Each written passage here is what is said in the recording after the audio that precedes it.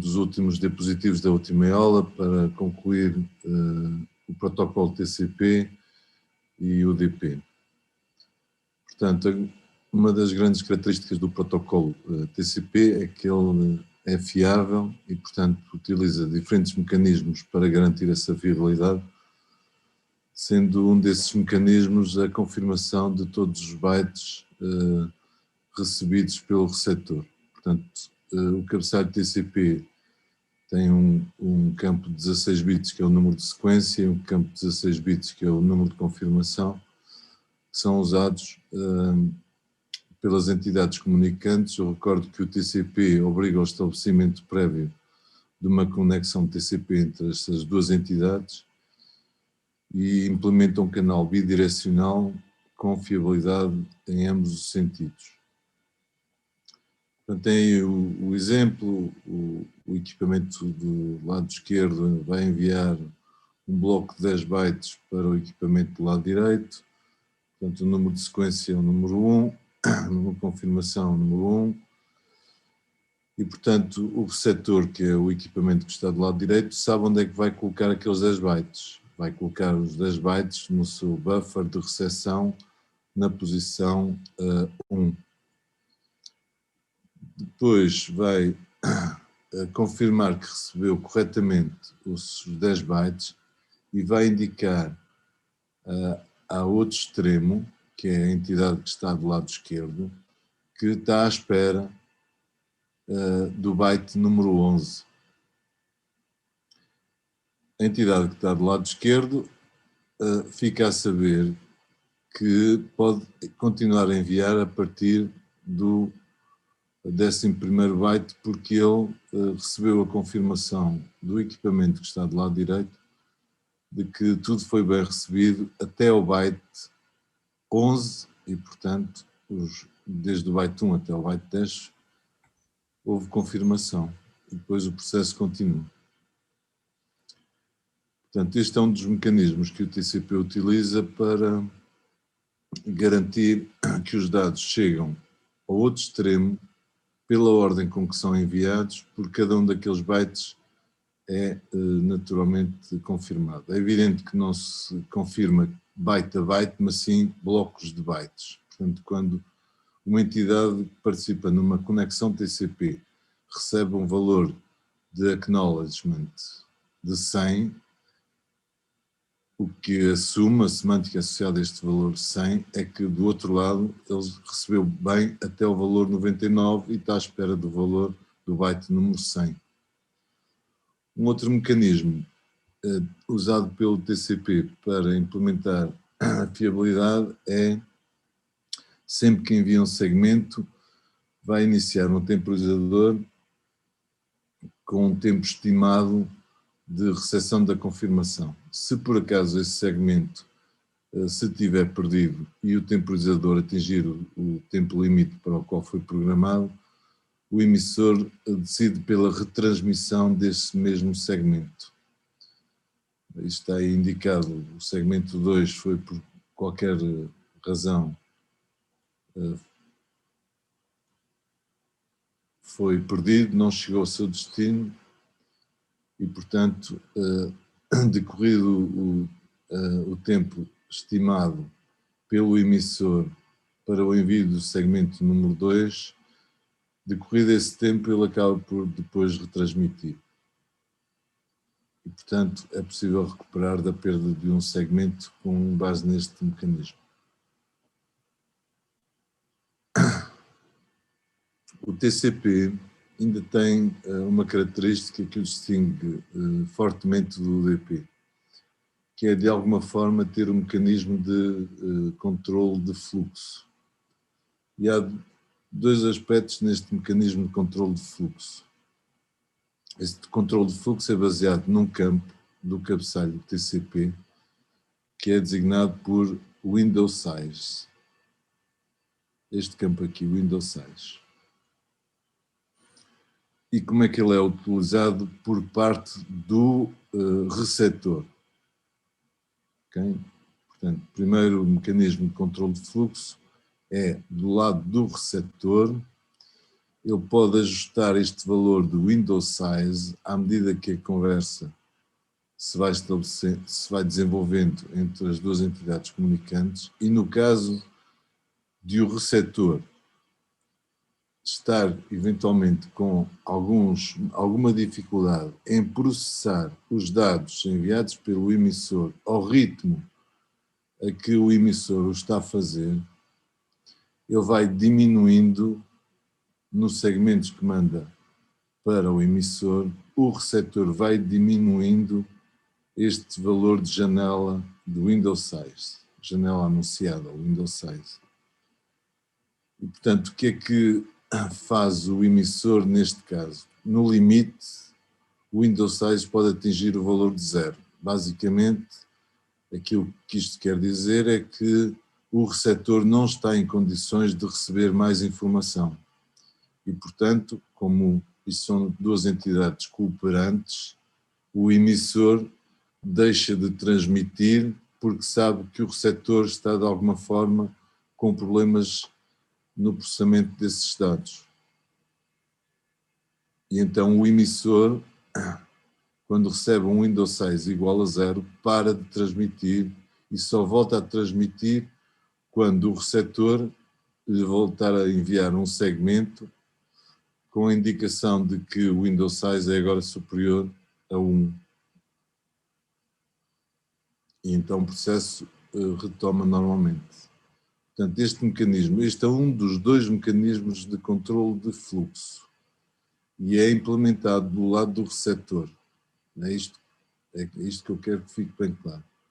Portanto, este primeiro mecanismo de controle de fluxo, já vamos ver o segundo, este primeiro mecanismo de controle de fluxo utiliza um valor de janela, window size, que faz parte do cabeçalho TCP, para indicar de alguma forma ao outro extremo a dimensão do número de bytes que ele consegue processar. Se por acaso este window size atingir o valor 0, quer dizer que o receptor está com dificuldades em processar os dados ao ritmo a que o emissor o está a fazer. E o emissor, como é uma entidade cooperante, na presença de um valor do window size igual a 0, para de transmitir. E só volta a transmitir quando receber um novo segmento do lado do receptor com valor window size superior a 0. Portanto, este mecanismo de controle de fluxo é feito do lado do receptor, recorrendo ao valor window size. Não sei se ficou claro.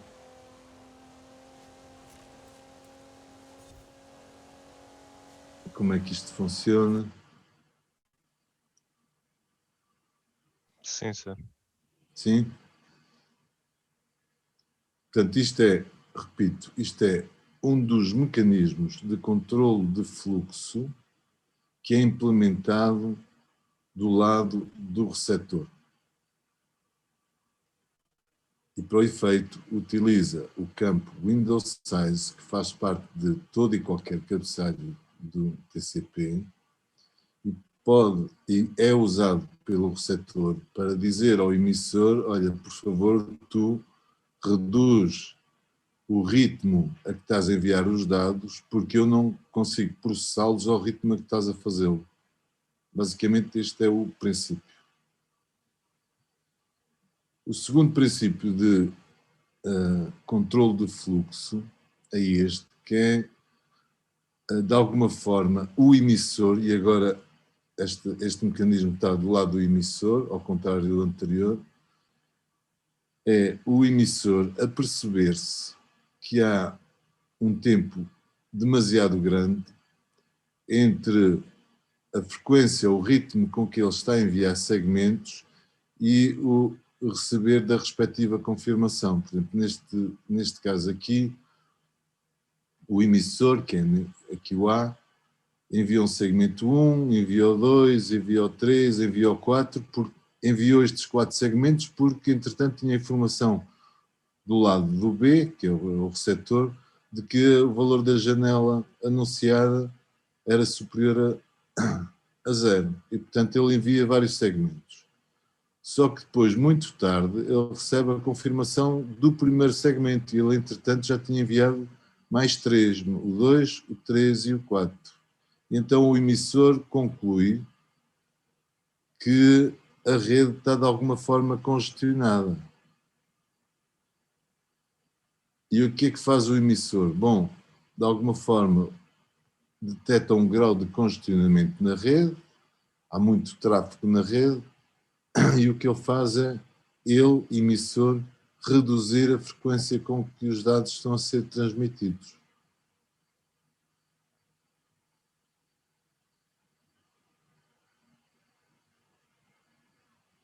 Perceberam o princípio que está subjacente a isto? Portanto, recapitulando, dois mecanismos de controle de fluxo. O primeiro é implementado do lado do receptor, com o valor da janela anunciada. Ele pode mexer neste valor da janela anunciada e pode reduzi-lo até ao limite de 0. E, portanto, neste caso, o receptor está a dizer ao emissor, olha, baixa o ritmo com que estás a enviar os dados, porque eu não tenho a capacidade de processar esses dados ao ritmo a que estás a fazer. Portanto, isto é o receptor. O segundo mecanismo é uma iniciativa do lado do emissor.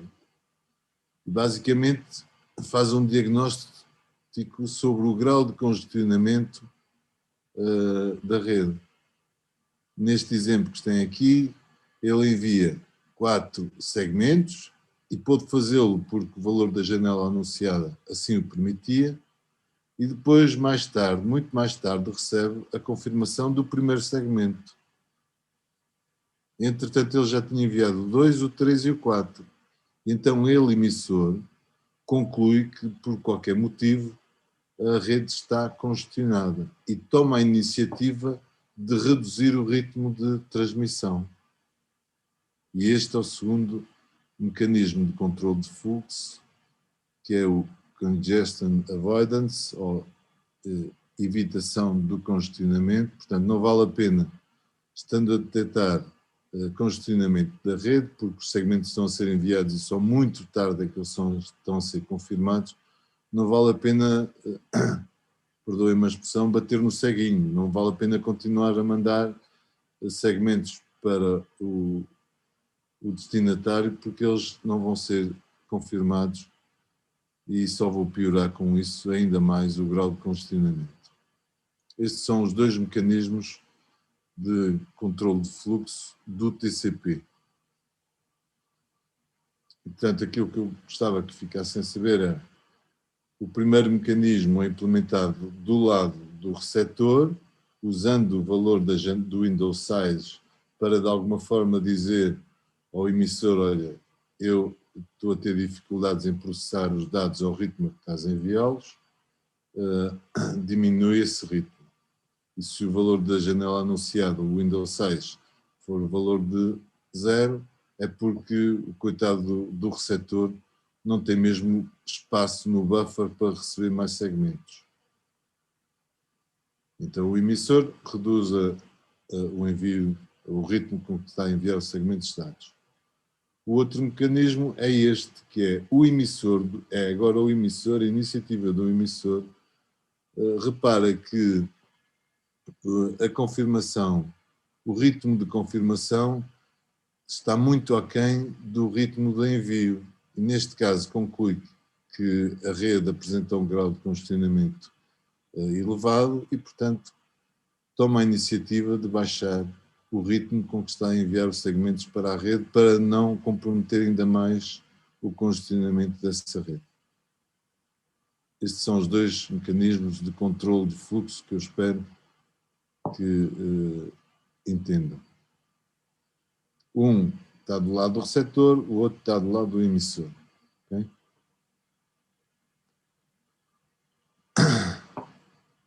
E, portanto, termino aqui aquilo que queria transmitir-vos sobre o TCP. E agora vamos ao UDP. O UDP é basicamente aquele compromisso. Velocidade, baixo overhead versus fiabilidade. De um lado temos o TCP, que é fiável, tem mecanismo de controle de fluxo, garante a entrega por ordem com que são enviados, todos os bytes que são enviados são confirmados, mas isto naturalmente obriga a ter um cabeçalho TCP de 20 bytes, porque há ali vários campos, o window size, o sequence number, tudo isso tem custos de armazenamento e naturalmente de processamento. O UDP, por outro lado, quer ser o mais rápido a fazer as coisas e, portanto, tem um cabeçalho UDP muito pequeno, são apenas 8 bytes, é muito menos exigente em termos de recursos de armazenamento e recursos de computação. Portanto, é um protocolo UDP muito mais simples, nós já vamos ver a seguir alguns exemplos de protocolos de aplicação que utilizam UDP e depois para a semana que utilizam TCP. Portanto, o UDP é muito mais simples, não obriga ao estabelecimento prévio de uma conexão com outro extremo, é muito semelhante ao serviço postal que nós cada vez menos usamos, mas que ainda está disponível. Eu quero enviar uma carta para alguém, escrevo essa carta, meto num envelope, ponho o destinatário, ponho o remetente, ponho no marco de correio e não estou à espera que do outro lado a pessoa esteja pronta a receber essa carta e se quer que a vá ler. Okay? O UDP é tipo telegrama, injeta para a rede e, entre aspas, seja o que Deus quiser. Mas também tem a vantagem de ser muito mais rápido, mas não oferece nenhuma fiabilidade. Inclusivamente, não tem qualquer mecanismo de recuperação da ordem com que os datagramas UDP são enviados. Portanto, neste exemplo aqui em baixo, ele mandou o datagrama 1, 2, 3, 4, 5 e 6, e eles são do outro lado recebidos por esta ordem, porque ele não tem uma forma de saber qual a ordem com que os datagramas foram enviados.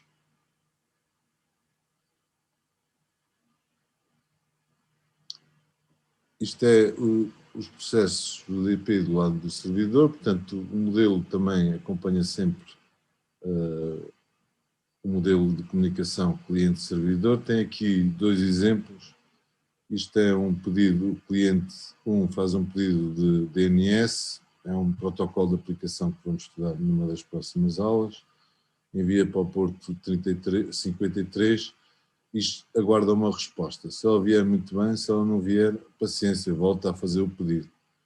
Portanto, normalmente o UDP é usado para quando o modelo de comunicação obriga a mensagens curtas. O pedido tem uma dimensão curta, uma mensagem pequena, de dimensão reduzida, e a resposta também é de dimensão reduzida. Tem aí dois exemplos de protocolos de aplicação que utilizam o DNS. Naturalmente que mantém-se o princípio do número de porto ser utilizado, o porto de destino ser utilizado pela camada de transporte para saber a que aplicação se destina aquele pedido.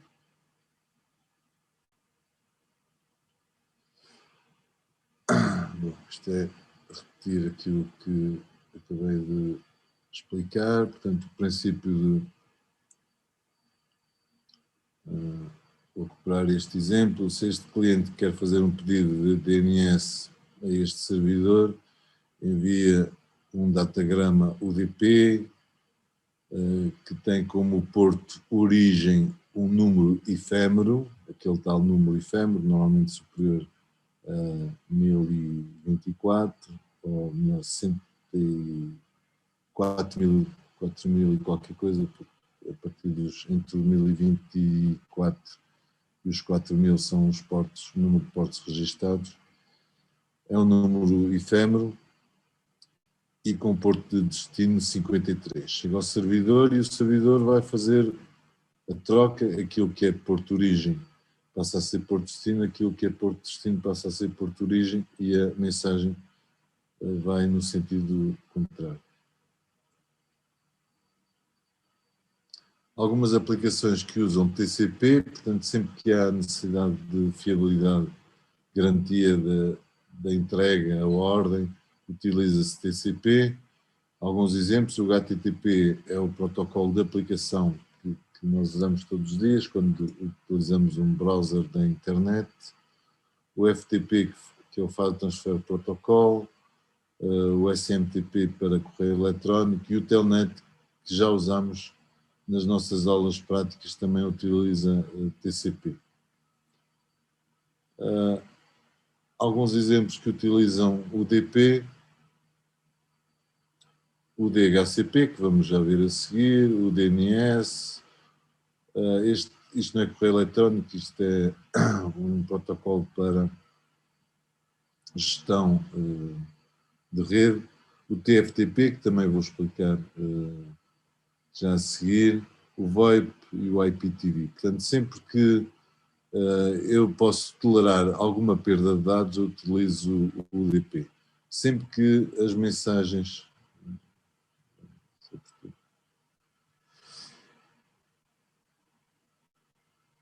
Ora bem, hoje tenho, não sei a razão, mas tenho aqui uma restrição de tempo. Daqui a 10 minutos, bom, peço-vos que quando isto terminar, eu vou deixar de terminar isto, voltemos à mesma sessão Zoom. Não sei porque é que hoje está a acontecer, nunca tem acontecido, mas pronto. Portanto, peço-vos, quando isto acabar, eu volto a iniciar a sessão e voltamos a encontrar nesta sala.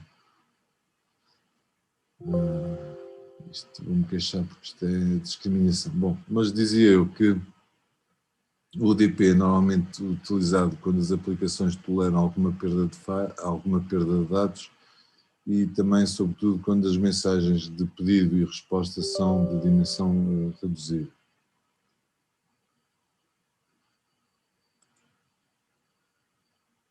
Finalmente, um resumo das características de TCP e UDP.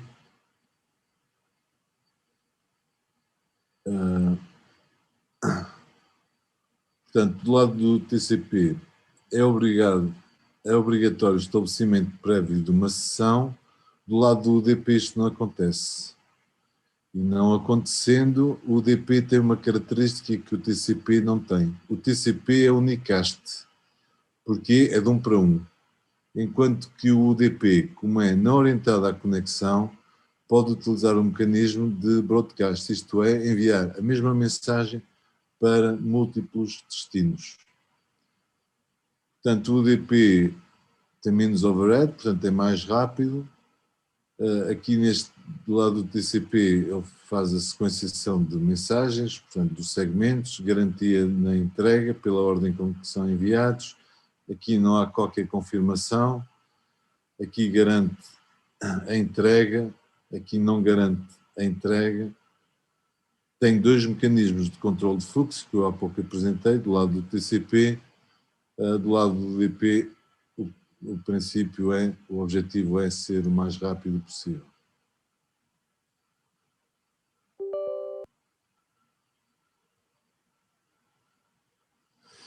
Okay. E, finalmente, sobre TCP e UDP, era isto que eu vos queria apresentar. Agora, vamos ver. Isto é um novo conjunto de diapositivos, cujo PDF já está publicado no Moodle, portanto, se quiserem acompanhar, como alguém tinha solicitado na última aula, podem fazê-lo. E vou-vos dar alguns exemplos de protocolos de aplicação que utilizam o protocolo de transporte UDP. Okay? E, portanto, ainda temos 6 minutos. Quando isto acabar, voltamos. Então, vamos ao conjunto de exemplos de protocolos de aplicação. Okay? Protocolos de aplicação, portanto, já estou na última camada da nossa arquitetura TCP e o modelo OSI. Portanto, o nosso percurso já está quase que a chegar ao fim. Vou-vos dar aqui alguns exemplos de protocolos de aplicação que utilizam o protocolo de transporte UDP. E o primeiro desses exemplos é o ECO Protocol, que utiliza o porto bem conhecido número 7 e é um modelo de comunicação pedido-resposta. E tem um exemplo da máquina com o IP 192. Isto. Portanto, a máquina 192.168.2.151 vai enviar um datagrama UDP para este IP. O porto de origem é um valor efêmero, aqui 2083, e o porto de destino é o 7, okay? Que é o tal porto bem conhecido. Portanto, há uma aplicação na máquina .153 que vai estar à escuta de mensagens de datagramas UDP no porto 7.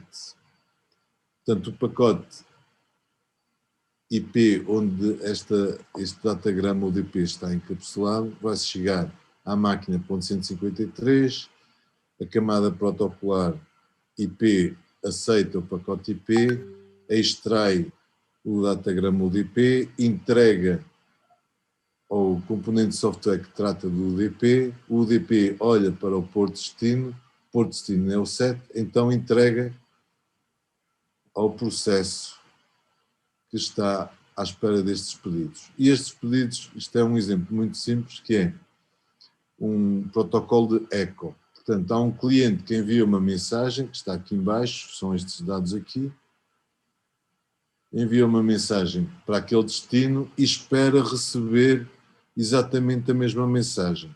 Isto é o equivalente a um ping ao nível do protocolo IP que nós temos tantas vezes feito nas aulas práticas.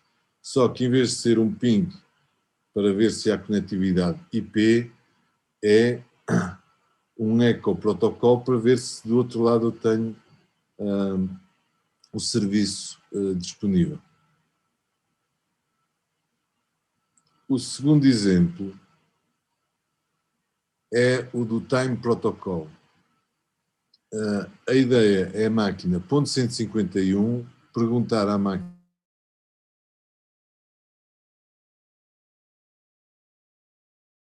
.153 relógio interno.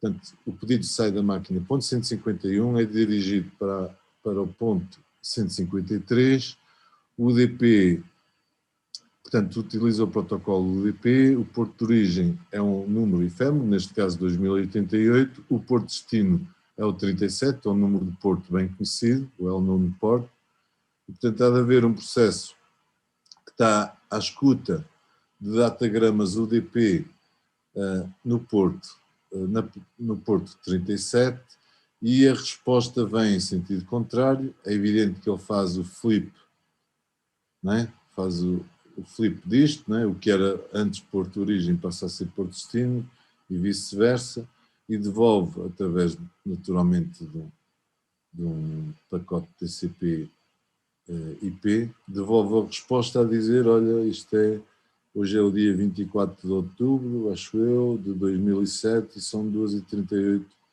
da manhã, presumo. Bom, é só isto. É o Time Protocol, que utiliza o DP.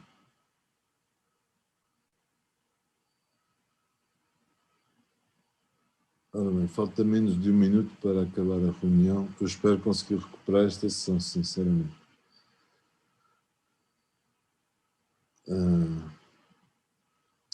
E depois quero-vos falar no TFTP, só que este é um bocadinho mais complexo e, portanto, primeiro vamos deixar que a sessão termine. E fica o convite para voltarmos todos a este link. Não percebo a razão desta vez, hoje em particular, não ter mais do que os tais minutos, logo se vê.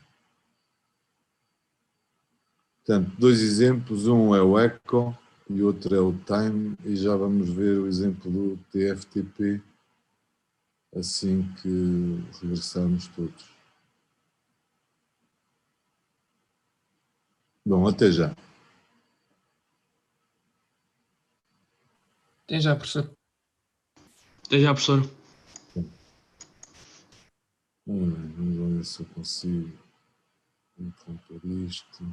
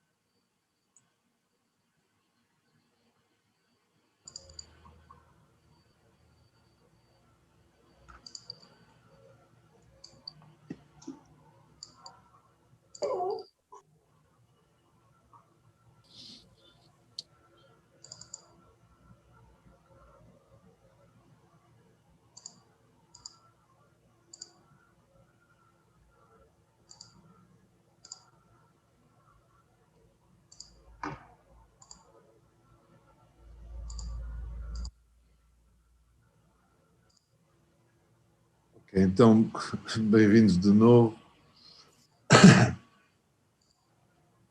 Ok, então, há pouco falei-vos no Echo Protocol, que utiliza o DP, no Time Protocol, que utiliza o DP, e agora vou-vos descrever com um pouco mais de detalhe um protocolo que nós já usámos nas aulas práticas,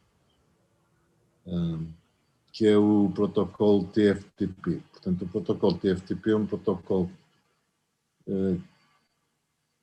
não sei se toda a gente, se todos fizeram, eu falo pelos meus 2 turnos. Nas aulas práticas tínhamos criado um servidor TFTP e pedíamos para que os fecheiros de configuração dos switches e routers fossem salvaguardados no servidor TFTP. Não sei se houve alguém que não teve a oportunidade de fazer isso, eu julgo que sim.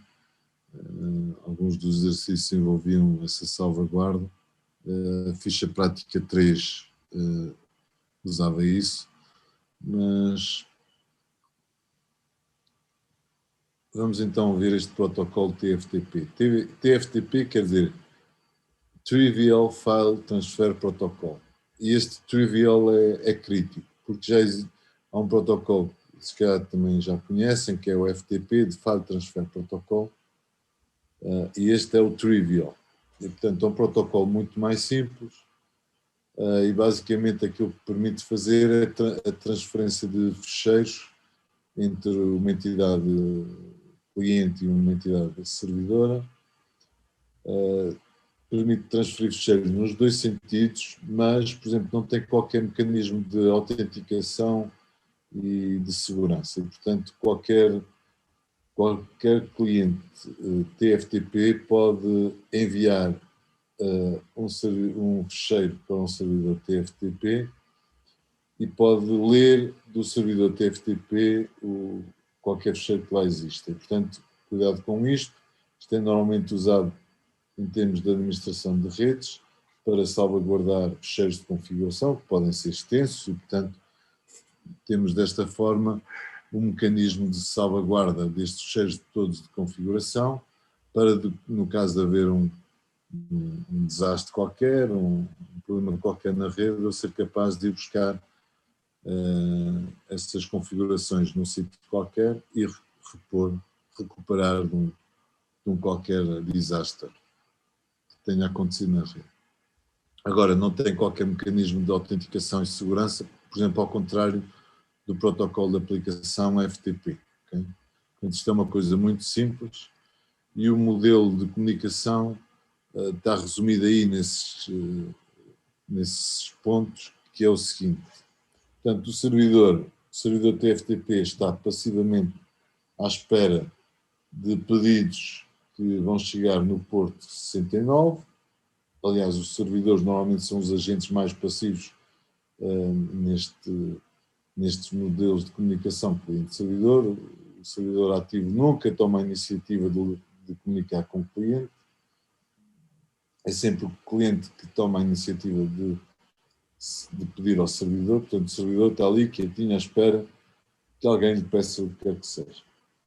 Portanto, o cliente vai começar a conversa com o servidor e vai mandar um datagrama UDP para o porto 69 com a indicação do nome do ficheiro que ele quer obter e o modo de transferência, ou em ASCII ou em binário. O servidor vai receber esse pedido e, das duas, uma, ou o ficheiro que é pedido pelo cliente existe, e então o servidor vai responder com o primeiro bloco de 512 bytes desse ficheiro, ou então aquele ficheiro pedido pelo cliente não existe e vai responder com uma mensagem de erro. Depois, um princípio neste mecanismo, neste protocolo TFTP é o seguinte: o cliente tem que confirmar cada um dos blocos que recebeu. Isto porquê? Porque o UDP não garante a fiabilidade, não é? Nem ao estabelecimento prévio de uma sessão, não há qualquer mecanismo de garantia de fiabilidade. Então, a fiabilidade na transferência deste ficheiro tem que ser implementada ao nível do protocolo superior, que é o protocolo de aplicação, que é o protocolo, neste caso, TFTP, Trivial File Transfer Protocol. Portanto, o cliente tem a responsabilidade de, depois de receber um bloco de 512 bytes do ficheiro, confirmar ao servidor que recebeu esse bloco. Porquê? Porque o servidor não manda outro bloco enquanto o cliente não confirmar a recepção do primeiro bloco. E assim sucessivamente. Quando é que isto termina? O critério de fim é que é engraçado. A transferência termina quando o último bloco contiver o número de bytes inferior a 512. Este é o critério que está definido no protocolo TFTP. A transferência termina quando o último bloco contiver o número de bytes inferior a 512. É uma coisa extremamente simples, é um critério muito simples, mas vão ver que funciona muito bem. Isto é a estrutura das mensagens dos datagramas TFTPs, enfim, read request, write request, data, acknowledgement, error e option extension. Portanto, eu não vou referir. E agora vou-vos mostrar a conversa entre um cliente TFTP e um servidor TFTP para ver como é que isto funciona. É muito simples.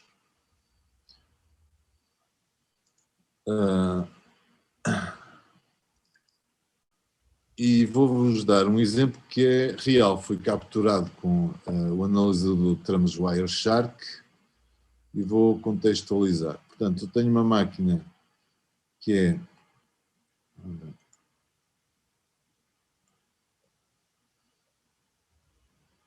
a 192.168.2.151, portanto eu vou referir-me a esta máquina como sendo o cliente, o ponto 151 é o cliente, e quero obter do servidor, que é o 2.153, portanto o 2.151 é o cliente, o 2.153 é o servidor, e o cliente quer o ficheiro, quer obter uma cópia do ficheiro que tem o nome de a.txt. Isto é um exemplo de uma linha de comandos de um cliente TFTP nos sistemas Unix-based. Por exemplo, Linux ou macOS tem um pequeno programa que se chama TFTP e que permite aceder a um serviço TFTP numa máquina qualquer.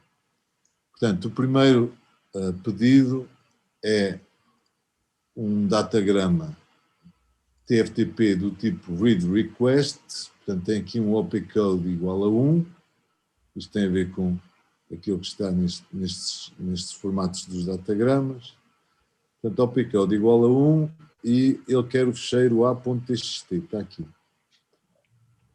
a.txt. Se tiverem o Wireshark, vocês podem simular isto, desde que tenham uma máquina que tenha o serviço TFTP a funcionar.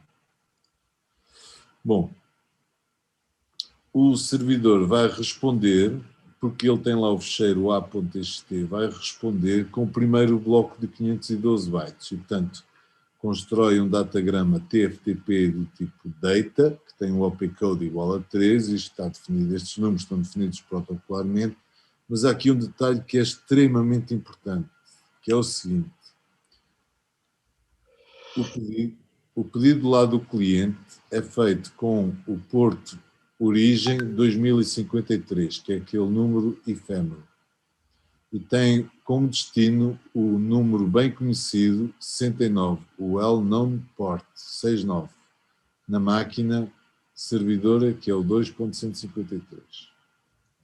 E, portanto, como ele servidor tem lá o fecheiro a.txt, vai responder com o primeiro bloco de 512 bytes daquele fecheiro a.txt.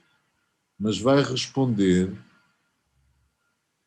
agora responder com o porto de destino 2053, que é o que vinha no pedido, certo? Mas agora não utiliza o porto 69, utiliza um novo porto como porto de origem. Portanto, tem essa nota aí, o servidor responde através de um novo porto. A partir deste instante, o cliente deve passar a usar como porto de destino o valor, neste exemplo, 2048. E, portanto, nós deveríamos estar à espera que aqui tivesse como source port o valor 69, mas não. Ele cria este porto 2048. E a pergunta natural que se coloca agora é por que razão é que isto é feito assim? Alguém quer pensar nisto e dizer de sua justiça? Por que razão é que este número aqui não é 69, que é o que normalmente deveria acontecer, mas não acontece. Ele mudou, arranjou um porto agora 2048.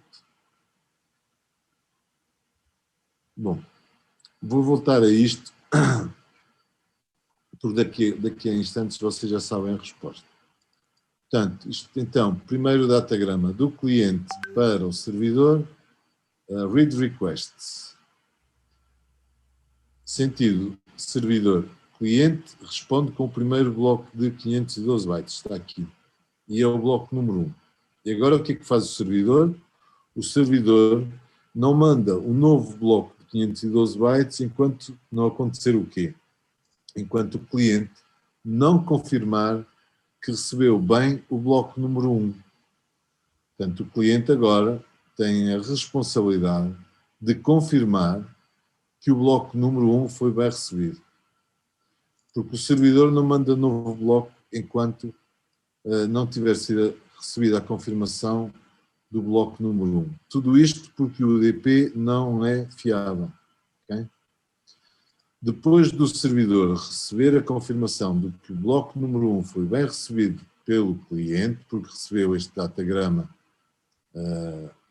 de acknowledgement, não é? Com o opcode aqui igual a 4, então o servidor envia o segundo e, neste caso, o último bloco de 223 bytes.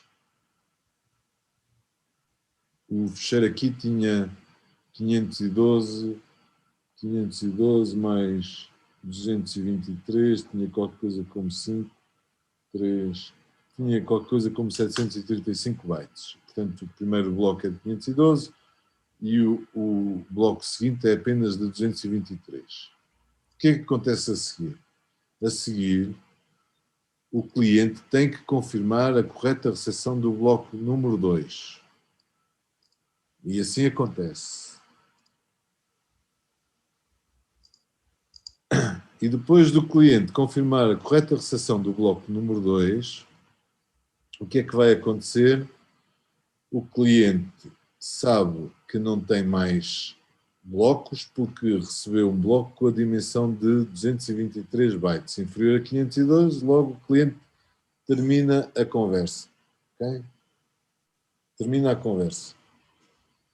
Quando o servidor recebe a confirmação do bloco número 2, também ele pode já terminar o processo de transferência.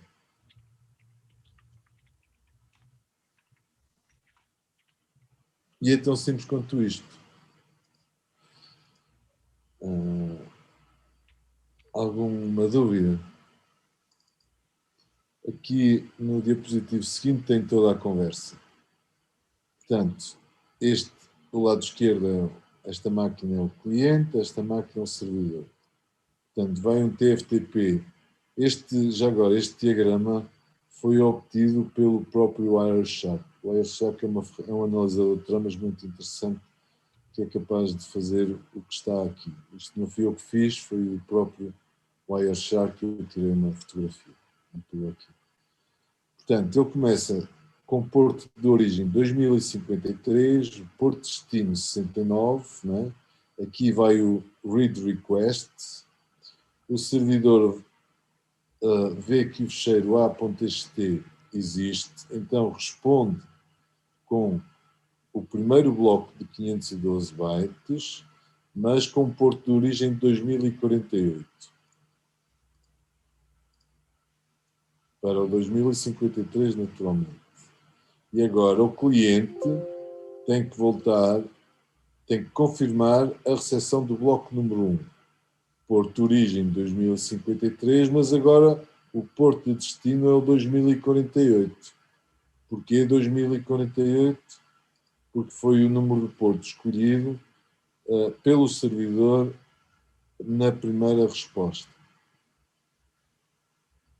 E a partir daqui as conversas passam-se entre o 2053, que foi o porto efêmero escolhido pelo cliente, e o 2048, que foi o novo porto escolhido pelo servidor. E o processo termina quando o servidor envia um bloco, o segundo bloco que só tinha 223 bytes. Okay? Este aqui recebe um bloco que tem um número de bytes inferior a 512, confirma a recepção desse bloco e o processo deste lado termina. Do lado do servidor, quando ele recebe a confirmação de que o bloco número 2 foi bem recebido, também termina. E volto a fazer a pergunta. Porquê é que o servidor introduziu aqui um novo porto 2048? E a resposta é relativamente simples. Como o protocolo define que o servidor só volta a enviar um novo bloco para o cliente depois do cliente ter confirmado o anterior, o que é que podia acontecer? O cliente não confirmava e o servidor, coitado, estava pendurado à espera da confirmação. E estava pendurado à espera da confirmação. Isto tem a ver com o número de porto que tem. Porquê? Porque se houver aqui um cliente mal comportado, esse cliente mal comportado podia comprometer a disponibilidade do serviço TFTP. Porque o princípio é este: o servidor só volta a enviar um novo bloco quando tiver recebido a confirmação do anterior. Se a confirmação do anterior não chega, o servidor ficava pendurado à espera disso indefinidamente. E então, este mecanismo aqui é introduzido, que é: o servidor está sempre à espera do 69. Quando se recebe um pedido de um cliente, começa a conversar num outro porto. Neste caso, 2048. E continua a haver um processo à espera de pedidos no 69. Portanto, o que ele faz aqui, o servidor, vocês quando estudarem sistemas operativos vão ter a noção de um processo que cria um processo filho e o processo pai continua a ficar à escuta no porto 69 e o processo filho passa a ser responsável pela conversa agora a partir do porto 2048. Okay? Mas isto envolve programação em linguagem C, mas no vosso percurso académico vão passar por isso. E, portanto, este mecanismo acaba por ser interessante, porquê? Porque assim um cliente mal comportado, porque não confirma os blocos que já lhe foram enviados, um cliente mal comportado não tem nenhuma hipótese de comprometer a disponibilidade do serviço TFTP que está sempre à escuta no Porto 69. Portanto, o que acontece aqui realmente é isto. Quando ele recebe um pedido, ele cria um processo filho e o processo filho vai passar a lidar a conversa com aquele cliente num porto que não é igual a 69, é outro. E, portanto, se do outro lado tiver um cliente mal comportado, só está a comprometer o processo filho que foi criado deste lado, não é? E, portanto, não compromete todo o serviço de FTP. Eu gostava de ter algum feedback do vosso lado, senão não há pergunta sobre isto. Por agora não, professor. Não? Não. Ok. Não, ainda bem. É bom sinal. Ok, então mais um exemplo de protocolos de aplicação que utilizam o UDP. E neste caso o UDP, este protocolo é o que eu acho menos simpático, mas é aquele que é utilizado pelo Windows para quando eu clico naquele íconezinho na minha rede, eu consigo saber quais são as máquinas que estão na rede local e quais são os serviços que cada uma dessas máquinas disponibiliza. E é o NetBIOS, que é um protocolo das máquinas Windows. Bom, ao contrário do TCP, que é unicast, no sentido que é uma comunicação ponto a ponto, o UDP, porque não obriga ao estabelecimento prévio de uma conexão, pode usar o mecanismo de broadcast. O que é o broadcast? É a mesma mensagem enviada para toda a gente. Okay?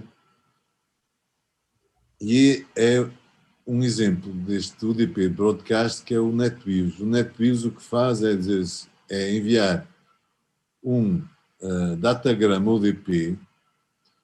Se repararem aqui, o endereço de IP de destino é o broadcast desta rede, 255, para ver aqui o IP de broadcast, não é?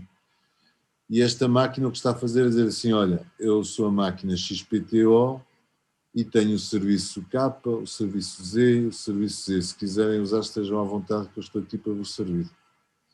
Isto dá muito jeito, porque quando eu clico naquele iconezinho na minha rede, aparecem os equipamentos todos que estão lá ligados. Pronto, é um princípio. Agora isto introduz muito tráfego na rede e, portanto, pessoalmente não aprecio muito, mas é um exemplo. Portanto, com isto reforçar a ideia de que TCP unicast de ponto a ponto, porque obriga ao estabelecimento prévio de uma conexão. UDP é uma vantagem do UDP, que é permitir mensagens por broadcast. Certo? Portanto, se vocês tiverem que escolher qual é o protocolo de transporte entre TCP e UDP, mas que querem usar um mecanismo de difusão de mensagens, de broadcast de mensagens, não podem usar o TCP. Têm que usar o UDP. O UDP não é só desvantagens, tem esta vantagem que o separa. Portanto, se num mini-teste eu vos apresentar um cenário que querem implementar um protocolo de aplicação, uma aplicação qualquer, que quer usar difusão de mensagens ou broadcast de mensagens, e vos é perguntado qual é o protocolo de transporte que vocês devem usar, a resposta é naturalmente UDP, está bem? Porque o TCP é unicast, de um para um. O UDP faz isto também, unicast, mas também faz broadcast, um para muitos, a mesma mensagem para muitos. Ok, mais um protocolo de aplicação. E agora o último do dia de hoje, DHCP, Dynamic Host Configuration Protocol.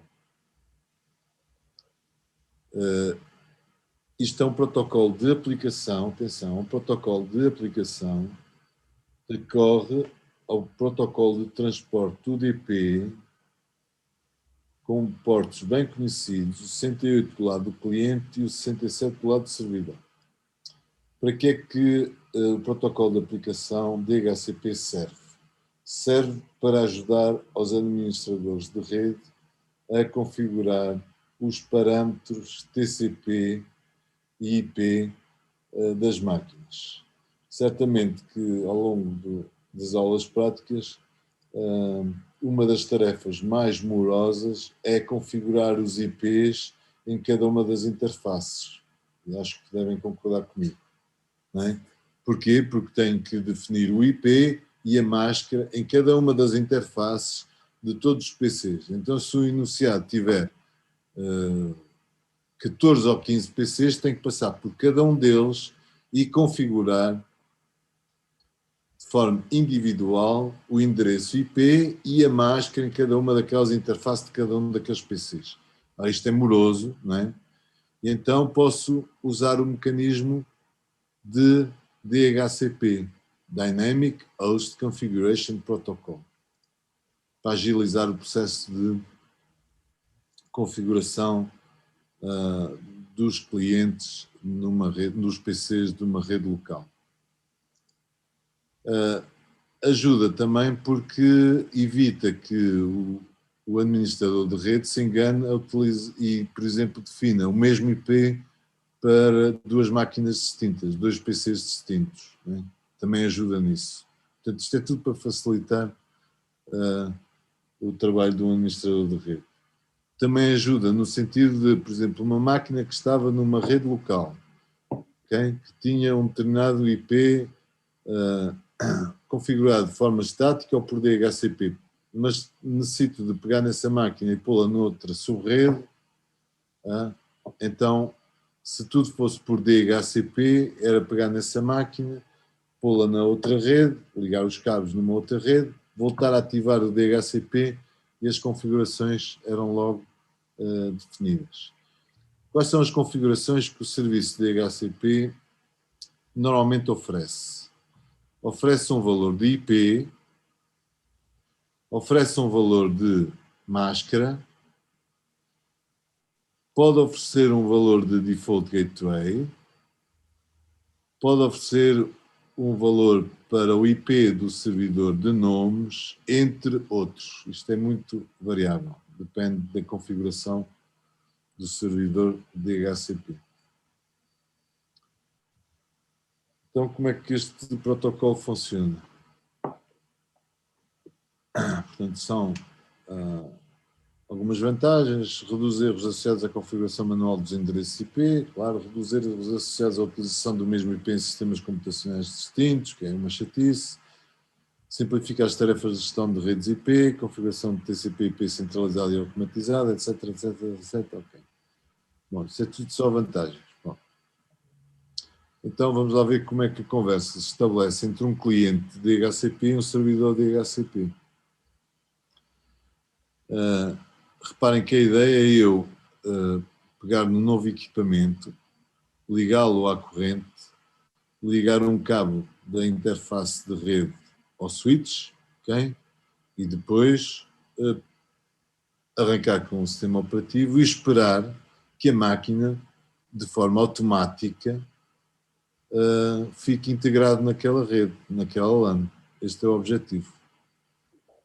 Portanto, o que é que vai acontecer? A primeira coisa que a máquina, que o PC vai fazer é, de alguma forma, perguntar na rede, existe aí alguém que tenha o serviço de DHCP? E este pedido é aquilo que nós chamamos de mensagem discover. Existe aí alguém que tenha o serviço DHCP disponível que me possa fornecer configurações IP? E como veem, o IP de origem é tudo zeros, porque ele ainda não tem IP, e o IP de destino é todas as redes. É evidente que os routers, quando recebem um pacote IP com isto, vão distribuir este pacote IP por todas as interfaces, por todas as rotas estáticas de encaminhamento. Okay? Portanto, isto é na fase inicial, é o cliente a descobrir, epá, é algum servidor de DHCP? Se houver, epá, por favor, preciso de umas configurações IPs. Outra vez. Isto agora aqui.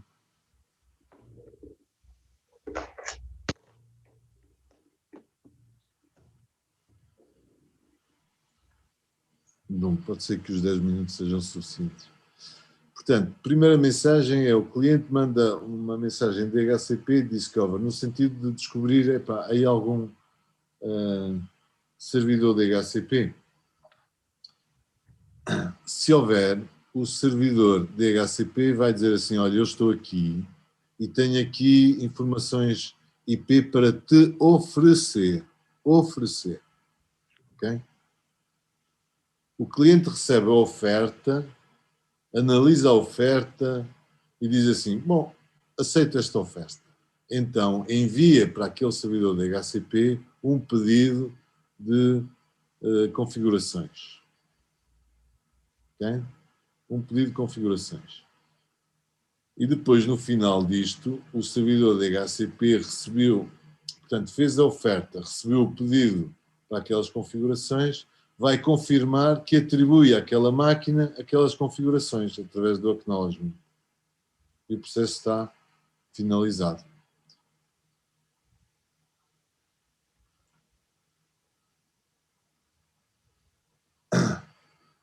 Outro tipo de mensagem de DHCP é um negative acknowledgement. Isto porquê? É que normalmente um servidor de DHCP, quando tem um IP para oferecer, vai eventualmente verificar se aquele IP não foi inadvertidamente ou propositadamente configurado de forma estática numa das máquinas. Então, antes de o oferecer, vai perguntar à rede, tem alguém com este IP? Se houver, tem que passar para outro IP. Mas também o cliente pode fazer isso. Portanto, é feita uma oferta de um IP. Aquilo que vai fazer o cliente é perguntar na rede, através de um gratuitous ARP, se alguém tem aquele IP. Se alguém tiver aquele IP, portanto, há conflito e declina a oferta. Depois, estas ofertas são válidas por um período de tempo, muitas horas, 72 horas ou mais.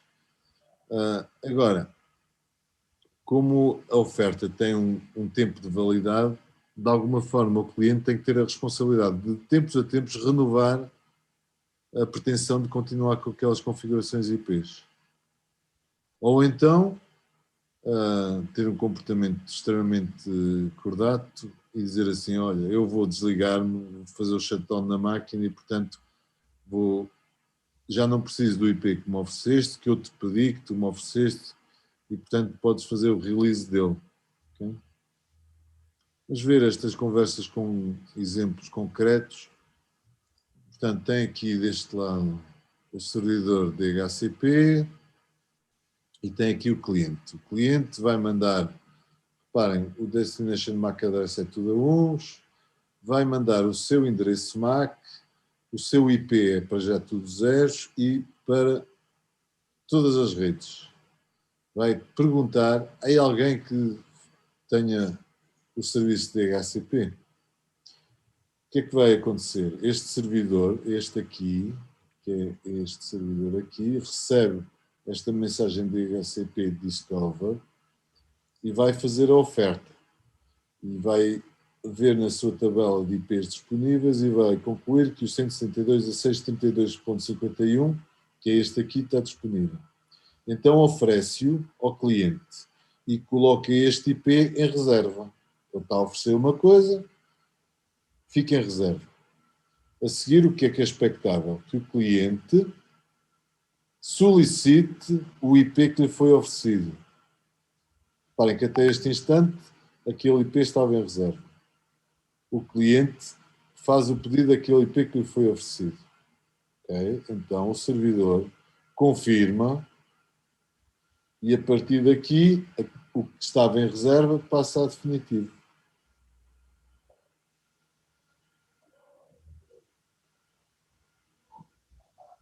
Perguntas? Não?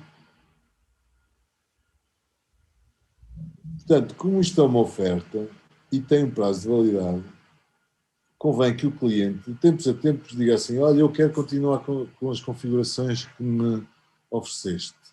Então, o protocolo determina que, decorrido 50% do tempo de validade, o cliente faça a renovação desse pedido, com novamente um DHCP request, e vai receber uma resposta do servidor se ele estiver ativo e volta a ter um novo período de validade.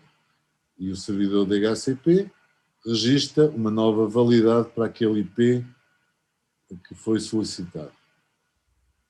Se por acaso o servidor fica incontactável, quando a máquina, o tempo de validade atinge cerca de 88%, deve o cliente voltar a fazer o pedido. Mas como a máquina servidora deixou de estar contactável, decorrido o tempo todo, o cliente não obtém a confirmação de qualquer servidor e deixa de ter conectividade IP e volta ao pedido inicial. Pronto, isto é o comportamento típico. Se calhar o que vos interessa é verem isto em termos práticos. Isto é Wireshark. Portanto, isto é mensagem DHCP Discover, portanto um caso real. Depois vem a oferta do lado do servidor, DHCP Offer. Depois vem o cliente a fazer o DHCP Request do IP que lhe foi oferecido e das configurações também que lhe foram oferecidas. Okay? E depois vem a confirmação do lado do servidor. E aqui o release, quando o cliente se vai embora e não quer mais aquele IP. Há aqui uma hipótese de, em vez de termos um servidor de DHCP por subrede, eu posso configurar routers com uma opção de relay. Portanto, tem aqui um exemplo muito simples que é, tenho um único servidor de DHCP para toda a rede e tenho várias subredes e em função da origem do pedido de cada uma destas subredes, o servidor de DHCP vai atribuir um conjunto de configurações, ou oferecer um conjunto de configurações. No caso de ser a máquina, esta máquina aqui vai dar-lhe um determinado valor. No caso de ser esta máquina aqui, vai-lhe dar outro conjunto de configurações. E, portanto, tenho a gestão de todos os IPs centralizada num único servidor DHCP. Mas tenho que configurar estes agentes aqui intermédios como um relay e vamos ver se é possível fazermos isto numa sessão, numa aula prática, num dos trabalhos práticos. Mais algumas informações.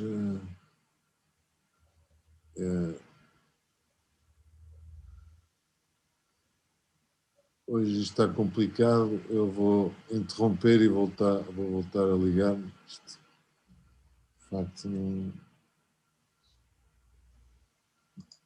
Todas as semanas acontece uma coisa nova. Vou interromper, vou desligar e vou voltar-me a ligar.